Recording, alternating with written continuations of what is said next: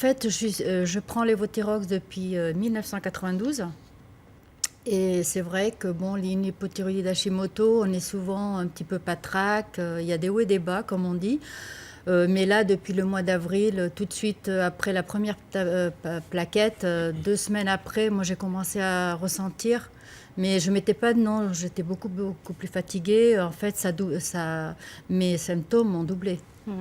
Vous en avez parlé à votre médecin, j'imagine. Quelle a été sa réaction? Est-ce que vous avez demandé le retour à l'ancienne formule du Levothyrox? Oui, j'ai demandé, je lui ai demandé, je l'ai vu plusieurs fois parce que j'étais pas bien du tout, je prenais des malaises, tout ça.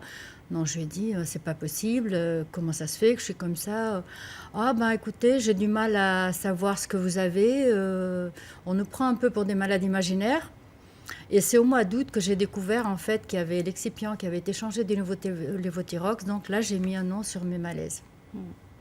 Est-ce qu'aujourd'hui, Isabelle, vous pouvez vivre sans prendre de Levothyrox? Non. Non, parce que j'ai une thyroïde d'Hashimoto, j'ai plus du tout de thyroïde.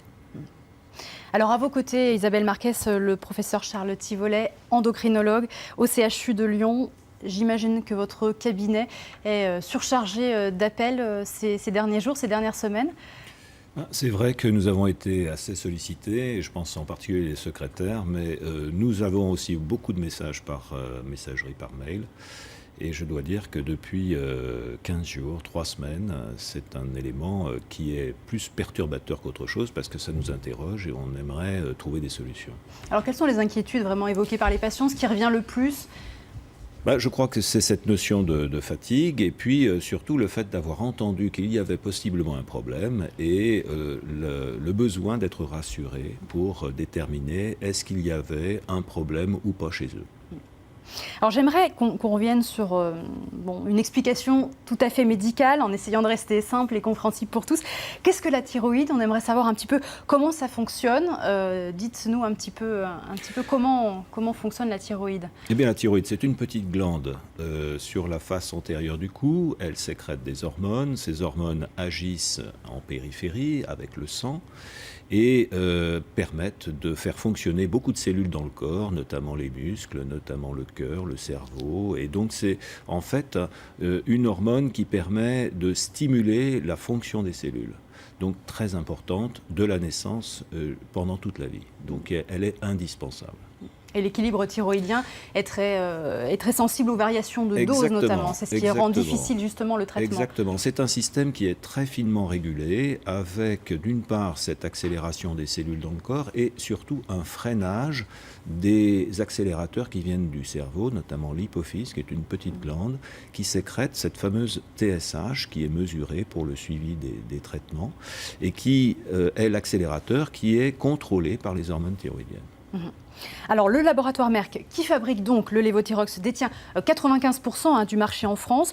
Nous l'avons sollicité pour venir débattre ici sur ce plateau, mais il ne souhaite pas s'exprimer. Le 6 septembre dernier, au début de la polémique, eh bien voilà ce que nous a répondu le laboratoire Merck. Cette nouvelle formulation, c'est vraiment une amélioration pour permettre justement une stabilité en principe actif dans ces nouveaux médicaments. Moins de variations, donc potentiellement moins de troubles pour les patients. Donc il n'y a aucune raison qu'on revienne vers l'ancienne formule. Alors, une semaine plus tard, rétro-pédalage complet. La décision, elle vient du ministère de la Santé. Décision réaffirmée par Agnès Buzyn cette semaine. Je me suis engagée pour diversifier l'offre le plus rapidement possible. Ce sera dans le courant du mois d'octobre. Mais surtout pour faire en sorte que l'ancien médicament redevienne accessible sur le marché français. C'est assez compliqué techniquement. Mais je me suis engagée pour qu'il soit dans les pharmacies avant la fin du mois de septembre. Alors Isabelle, ce retour à l'ancienne formule du Levothyrox, c'est rassurant pour vous? Oui, si c'est définitif. Si c'est juste quelques semaines, c'est pas la peine, quoi. Et avoir le choix aussi, c'est important de pouvoir changer de traitement puisqu'il y aura des nouveaux traitements. Bien sûr, parce que ce qu'annonce la ministre. Maladie est déjà assez contraignante, donc si on n'a pas ce qu'il faut pour la combattre... Et pour vous, Charles Thivolet, est-ce que c'est important aussi du côté des médecins de pouvoir aussi changer de prescription, puisque jusqu'à présent, ce n'était pas Écoutez, vraiment c'est un possible. domaine compliqué parce que il faut quand même se dire que depuis des années, cette problématique autour du lévothyrox et de la forme qui doit être utilisée est un grand débat. Jusqu'à 2009, il n'y avait pas de problème. Puis après, il y a eu l'introduction des génériques qui ont donné lieu à des études qui ont montré qu'avec les génériques, il y avait des différences, dans un cas plus important, dans l'équilibre thyroïdien. Du coup, en 2012-2013, il a été recommandé plutôt de passer à la molécule d'origine de lévothyrox, ce qui a entraîné des ruptures d'approvisionnement dans les pharmacies. Et donc, on a bien considéré qu'il y avait des difficultés avec cette molécule dans l'absorption au niveau du tube digestif. Attention à les prendre bien à jeun, attention au jus de fruits. Et donc, c'est une molécule très particulière. Donc, l'annonce finalement d'avoir plusieurs molécules disponibles sur le marché entre l'ancienne formule, qui pourrait remettre d'ailleurs son générique sur la le marché, nouvelle formule plus les génériques va entraîner une forme de complexité pour interpréter les fluctuations du bilan qui vont vraiment perturber le suivi des patients avec les traitements par hormones thyroïdiennes. Et j'imagine aussi les patients risquent d'être un peu perdus entre les différents choix de molécules. Alors la nouvelle formule et ses effets secondaires gênants qui sont difficiles à supporter, les autorités sanitaires ont enregistré 9000 signalements d'effets indésirables, 63 plaintes ont été déposées, une action collective au civil a été lancée contre le laboratoire pour permettre l'indemnisation des demandeurs. Il y a aussi tous ces témoignages qui pleuvent sur les réseaux sociaux, des pétitions sur Internet dont une a reçu déjà plus de 280 000 signatures. Isabelle, vous avez signé la pétition, vous êtes en colère aujourd'hui, vous envisagez de porter plainte? Oui, tout à fait, si ça continue, si le nouveau lévothyrox n'est pas définitif, oui, je porterai plainte. Alors, il y a ces patients en colère, on l'a compris, victimes des effets secondaires. Et puis, vous êtes nombreux aussi à avoir réagi sur notre page Facebook pour nous en faire part, sur notre site internet. Et puis, il y a aussi les autres. Annick, par exemple, qui nous a envoyé ce message. Ma fille prend le lévothyrox nouvelle version. Et elle le supporte très bien, pas d'intolérance. Ça veut dire quoi, Charles Thivollet?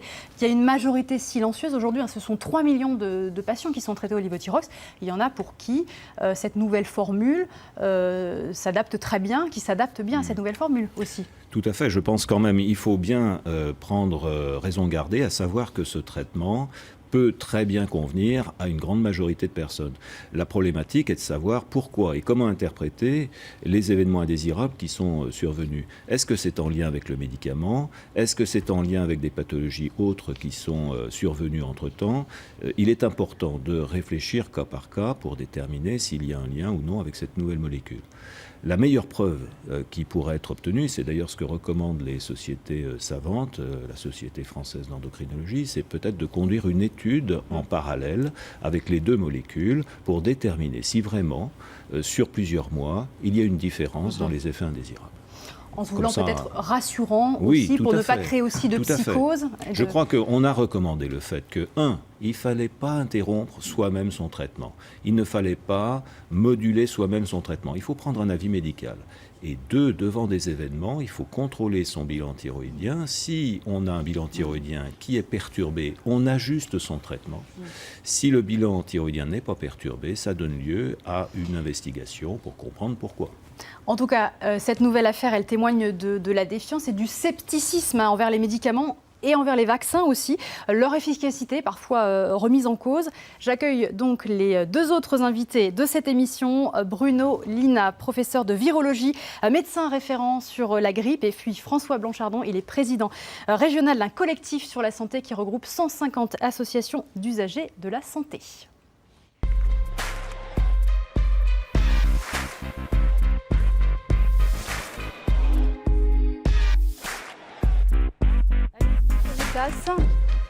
Bonjour à tous les deux, bienvenue dans cette émission. Alors je le disais, une population de plus en plus sceptique vis-à-vis des médicaments. Paradoxe aussi, car la France fait aussi partie des pays qui en consomment le plus des médicaments. Leur faites-vous toujours confiance? Nous vous avons posé la question. Voici quelques réponses. Difficile de faire confiance, mais on n'a pas toujours le choix, nous dit Geneviève. Je préfère me soigner par homéopathie simple et ne prendre d'allopathie qu'en cas de nécessité. Ou encore, je ne fais plus du tout confiance, ce sont des usines à euros. Alors ce dernier message aussi qui met en cause l'industrie pharmaceutique, le business avant la santé. Une réaction déjà, Bruno Lina?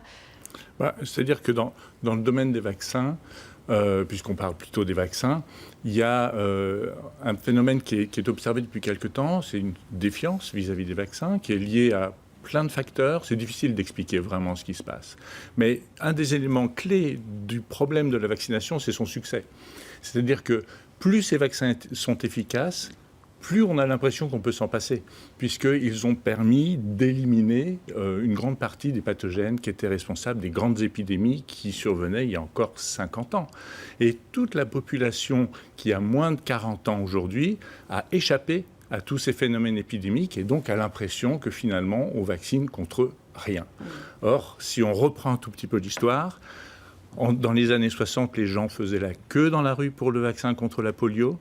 La variole était épouvantable, les épidémies de tuberculose étaient épouvantables, et c'est bien grâce à la vaccination et avec les vaccins qui étaient nettement moins propres que ceux que l'on a aujourd'hui, qu'on a permis de contrôler une grande partie de ces épidémies, voire éradiquer un virus, le virus de la variole. François Blanchardon, est-ce qu'il y a eu il y a un défaut d'information des autorités sanitaires, il y a un problème de communication aujourd'hui? Je crois que clairement oui, et on le voit bien là dans le cas du lévothyrox. Je crois qu'on ne peut pas parler de défiance par rapport aux médicaments, mais de perte de confiance. Aujourd'hui, c'est très clair. Le système a changé également, notre système de santé a changé. Aujourd'hui, il y avait une confiance absolue en la médecine. Aujourd'hui, avec ce qui s'est passé, il y a eu des crises, des scandales qui sont arrivés. Et aujourd'hui, les usagers ont décidé de se prendre en main, aussi parce qu'il y a beaucoup plus de maladies chroniques et que ça touche des jeunes sujets qui doivent vivre leur vie au travail, leur vie de famille. Et que quand on est atteint d'une pathologie chronique, on veut aujourd'hui être acteur de son parcours et qu'on doit avoir les informations nécessaires et qu'on doit participer également à l'évaluation des médicaments. Alors aujourd'hui, ce qu'on voit, c'est que les usagers sont en colère. Et moi, je trouve que c'est très bien que les usagers soient en colère parce que ça doit faire changer les choses. Il y aura un avant et un après lévothyrox, je crois, puisqu'aujourd'hui, c'est les usagers eux-mêmes, c'est même pas... Les associations ont aussi fait le relais, mais ce sont les usagers eux-mêmes qui se sont emparés de leur affaire pour pouvoir, sur les réseaux sociaux, exprimer leurs sentiments, faire des pétitions. Et donc aujourd'hui, on ne peut plus s'exonérer finalement d'une information nécessaire auprès de l'ensemble des usagers. Alors, je reviens sur la vaccination, puisque sur le médicament, le taux de confiance est encore assez important. En revanche, pour les vaccins, il n'a jamais été aussi bas. 69%, seul un Français sur deux considère aujourd'hui que la vaccination présente plus de bénéfices que de risques. 11 vaccins vont être rendus obligatoires en 2018 pour les jeunes enfants, contre 3 actuellement. On voit bien dans le débat sociétal que ça donne lieu à quelques crispation. Bruno Lina, vous êtes un défenseur évidemment du vaccin, on vient de l'entendre. Évidemment, cette obligation vaccinale, pour vous, c'est une bonne chose et c'est nécessaire. C'est-à-dire que, en soi, l'obligation vaccinale, c'est pas forcément une bonne chose. La bonne chose, c'est que beaucoup de gens, voire tout le monde, soient vaccinés. C'est ça qui compte. Après, le levier pour arriver à ça, dans un contexte où il y a une défiance vis-à-vis des vaccins, qui est parfois argumentable, mais qui parfois est beaucoup plus ressenti assis sur des faits et sur des choses qui sont robustes, eh bien on voit que finalement, avec la concertation nationale qui a eu lieu il n'y a pas très longtemps, la ministre de la Santé a été mise en face d'une responsabilité qui était d'avoir en face d'elle 2 choix. Soit abandonner toute obligation vaccinale, soit étendre les obligations vaccinales. Et la concertation nationale lui a recommandé d'étendre les obligations vaccinales. Donc c'est pas une décision c'est une décision certes politique, mais qui n'a pas été prise dans un cabinet. C'est une décision qui est argumentée sur la base de discussions qui ont pris des mois, et qui ont combiné des efforts de la santé publique avec des médecins et de la société civile aussi. Et les 2 groupes sont arrivés à la même conclusion. Donc, j'avoue que je suis plus satisfait de savoir que l'obligation vaccinale a été choisie plutôt que l'arrêt de l'obligation vaccinale. Et puis je crois qu'il faut quelque part aussi on aime bien se faire un peu des scénarios catastrophes. Imaginons que toute vaccination s'arrête. Toute vaccination s'arrête. Dans 2 ans, il y a des épidémies de rougeole chez les enfants. Alors, il y en a déjà qui commencent à revenir. Il y a eu un cas encore récemment dans l'Ardèche. Mais parce qu'il y a une épidémie sévère qui en Roumanie qui s'est étendue sur toute l'Europe. Dans 4 ans, il y a des épidémies de diphtérie. Dans 5 ans, on commence à revoir le tétanos pédiatrique. Enfin, tout ceci qui est évitable réapparaîtrait. Ce serait une catastrophe sanitaire. Donc le choix de santé publique est de défendre la vaccination. Un mot sur cette obligation de vaccination Oui, alors je François crois que Jardin dans ce dossier, il faut savoir garder la tête froide et ne pas faire de langue de bois. Parce que bien souvent, on entend des messages qui ne sont pas très positifs par rapport aux familles qui doivent se poser la question de savoir si elles doivent ou pas faire vacciner leur enfant. Alors quand à la télévision, notamment, on voit certains qui disent qu'il n'y a aucun problème avec l'adjuvant aluminium et que le lendemain du rapport qui a été présenté, ces mêmes personnes nous disent que s'ils savaient qu'il y avait un problème, je pense que là, il y a un défaut d'information. Alors là, vous pointez du doigt un rapport du Conseil scientifique de l'Autorité de sécurité du médicament qui vient de sortir. Là, on vient de l'avoir aujourd'hui. Alors, il pointe effectivement des risques à cause de l'aluminium présent dans les vaccins et des risques potentiellement du côté neurologique. On connaît mal finalement aujourd'hui les effets nocifs à long terme des vaccins. C'est quelque chose sur lequel on n'a pas vraiment encore d'études précises et de résultats précis. Voilà, en fait, c'est pour ça que je suis un petit peu gêné par votre question, parce que vous dites on n'a pas de résultats précis, mais vous parlez d'un effet nocif. Donc, envisager des recherches complémentaires doivent être engagées visiblement. Travailler sur la qualité des adjuvants, essayer d'améliorer les adjuvants, tout le monde. Alors qu'est-ce qu'un adjuvant, qu'on comprenne bien? Si je peux essayer d'expliquer rapidement un adjuvant, au bout du compte, c'est un produit qui est censé être un produit inerte, qui va favoriser la réponse immunitaire. C'est-à-dire que quand on développe une réponse immunitaire post-vaccinale, on prend un morceau de l'agent infectieux vis-à-vis duquel on veut apprendre à un organisme de lutter contre, et on met ce bout de virus ou ce bout de bactérie ou ce bout de toxine en présence de cet agent inerte, et ça va favoriser le développement de la réponse immunitaire. Et certains vaccins ne fonctionnent que lorsqu'on met des adjuvants. Notre système immunitaire est parfois pas capable de développer une protection post-vaccinale simplement avec des débris de virus ou des débris de bactéries. Donc c'est important d'avoir cette notion que les adjuvants sont là pour aider la réponse immunitaire. De fait, ils sont inertes, mais ça ne veut pas dire qu'ils sont totalement inactifs, qu'ils ne servent à rien.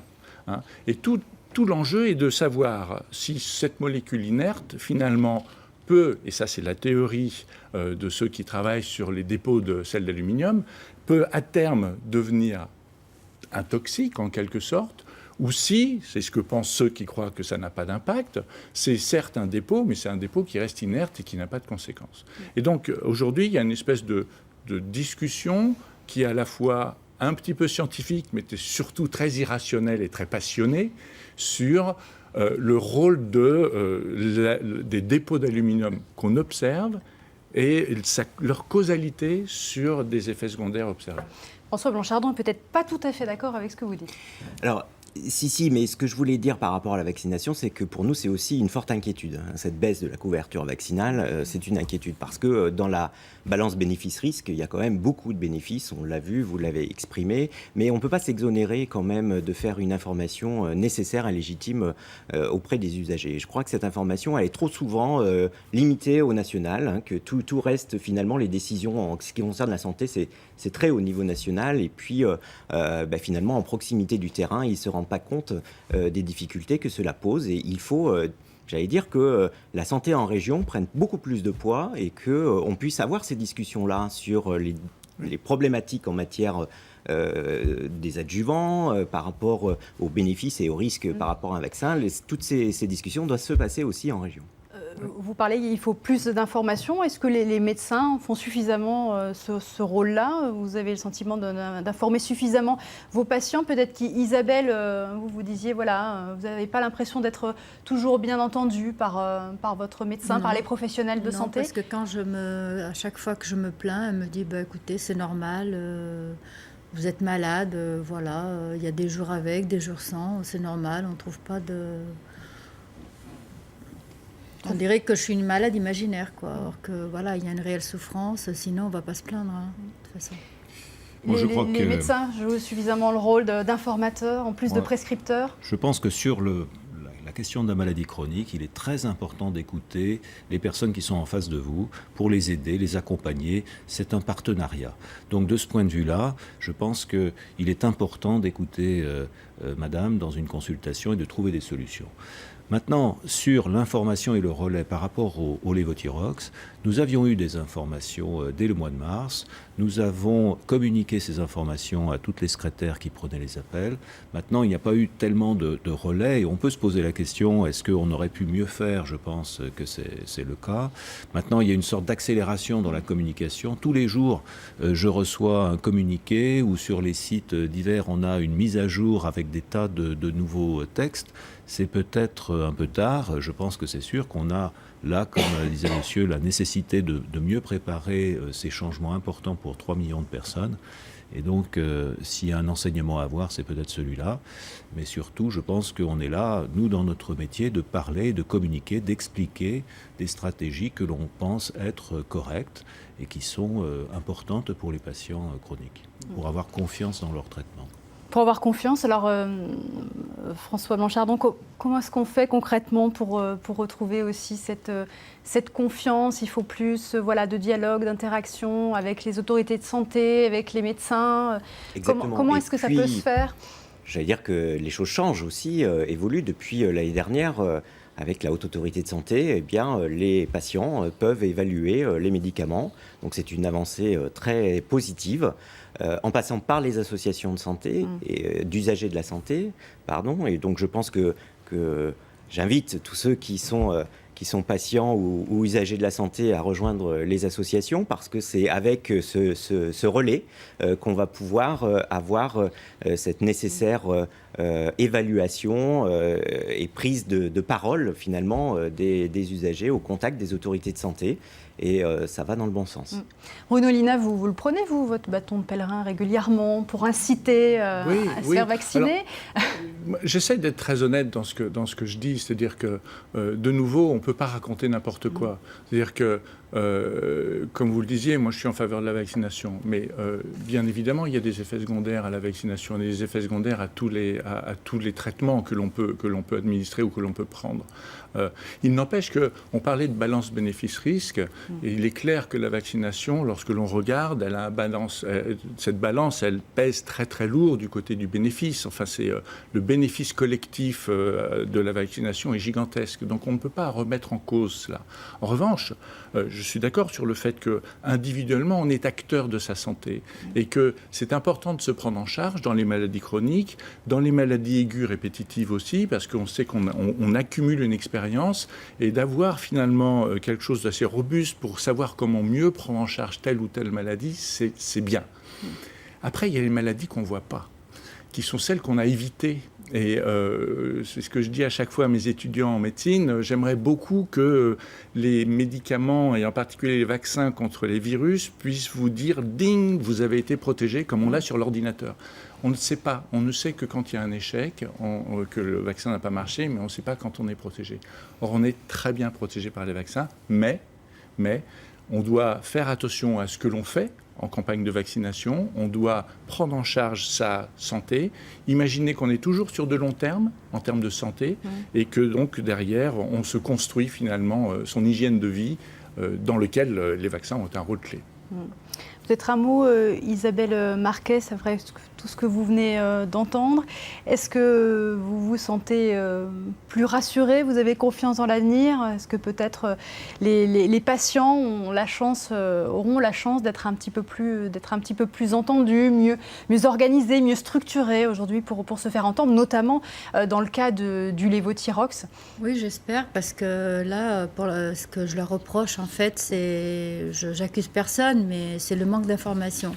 On aurait dû nous prévenir d'emblée, voilà, le nouveau excipient a changé, donc il y aura peut-être des séquelles sur vous.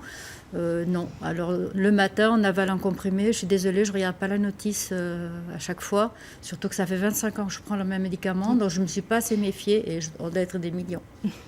Merci beaucoup Isabelle Marquet, ce sera beau de la fin. Merci à tous les quatre d'avoir participé à ce débat. Je vous retrouve bien sûr la semaine prochaine pour une nouvelle émission qui sera consacrée à un autre sujet qui fait débat en ce moment. Dimanche en politique, qui continue aussi sur France 3 avec l'invité politique de Francis Letellier. L'invité, voilà, Valérie Pécresse, la présidente LR de la région Île-de-France. Merci de nous avoir suivis, à bientôt.